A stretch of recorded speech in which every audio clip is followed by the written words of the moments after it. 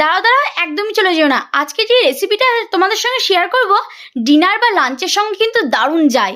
দেখো, কদিন থেকে শরীর খারাপ বলে তোমাদের সঙ্গে কোনো রেসিপি শেয়ার করা হয়নি। ডিমগুলোকে প্রথমে ভেজে তুলে নিলাম, এবার কিন্তু গরম গরম তেলে দিয়ে দিলাম গোটা গরম মশলা আর পেঁয়াজ কুচি। ভালো করে কিন্তু নাড়িয়ে চাড়িয়ে দিলাম পরিমাণ মতো লবণটা, আদা রসুন পেস্ট। এবার ভালো করে কিন্তু কষিয়ে নিতে হবে।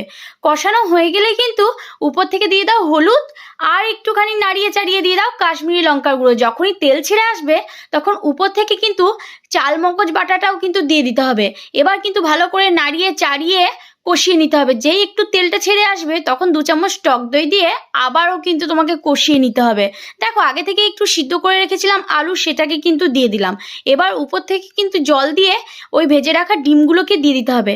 এবার কিছুক্ষণ ফোটার অপেক্ষা। এবার উপর থেকে কয়েকটা কাঁচা লঙ্কা দিয়ে দিতে হবে, আর দিয়ে দিতে হবে গোটা গরম মশলা। তোমরা চাইলে ধনে পাতাটাও কিন্তু অ্যাড করতে পারো। আর হ্যাঁ, তোমরা কিন্তু কমেন্ট করো যে আমি মাখানো ভিডিও দেব নাকি এরকম রেসিপি দেব।